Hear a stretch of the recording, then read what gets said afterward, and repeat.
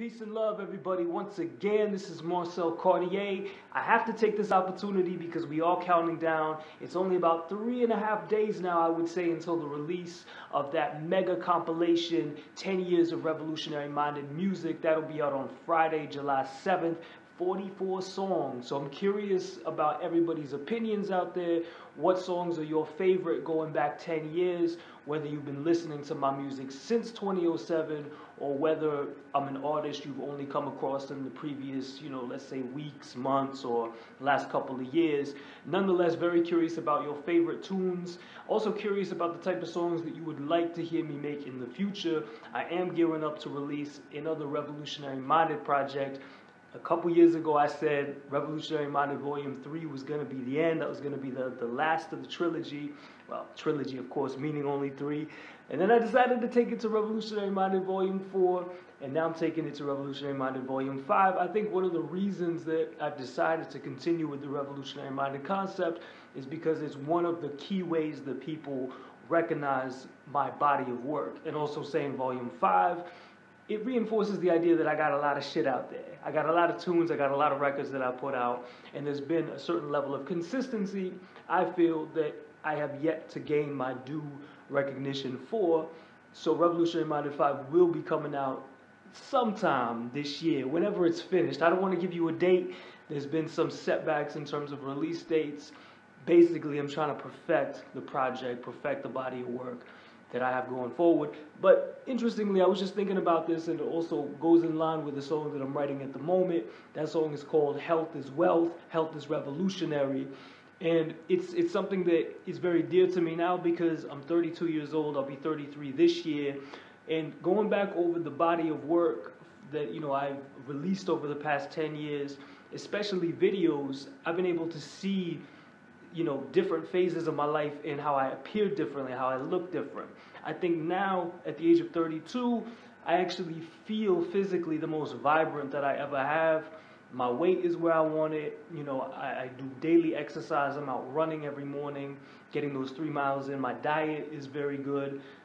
In general, I'm feeling very healthy, but at the same time, I have certain health problems that have manifested over the past couple of years, and especially in the last year, which I think are due to the lifestyle that I was living in my late teens, early 20s, the fast life, drinking a lot of fast food, things like that. So it's this contradiction where on the one hand, I'm actually feeling at my most, let's say, where I have the most vitality, but on the other hand, I'm still dealing with these issues, which I think have manifested after a long period of time. I'm talking about like some skin conditions, like psoriasis, which I'm dealing with.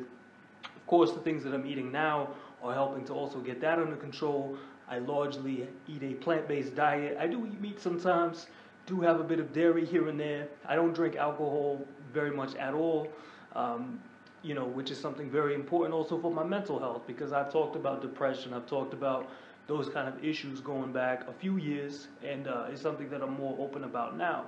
So, the short end of all of that is to say that I have this record which is coming out called Health is Wealth, Health is Revolutionary.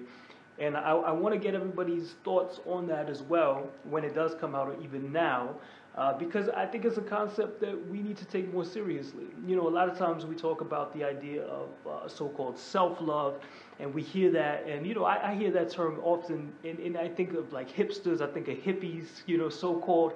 I think of this sort of, like alternative, petty bourgeois lifestyle where it's like, oh, I'm just going to look after myself, this and that. But there's nothing wrong with that. Like, truth be told, there's nothing wrong with looking out for yourself as a concept.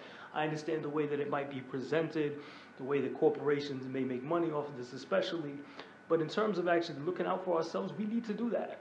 Because I think another reason that, I dismissed my own health and my own well-being for so many years is because I'm like, well, I'm a revolutionary. I'm all about the collective. I don't really care about myself.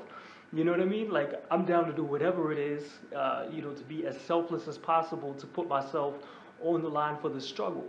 The reality, though, is when you get older, you start to realize that, in fact, that's very selfish, because at the end of the day, I could die from hypertension or any other health conditions, and then I'm not here to be able to serve the struggle.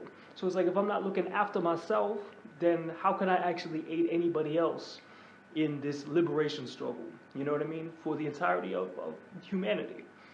So it's actually something that I've had to reflect on, and I've had to give myself that balance and that space, in a sense, also to be able to focus on my own well-being, so that I can better serve, you know, humanity through whatever means, I deem to be best.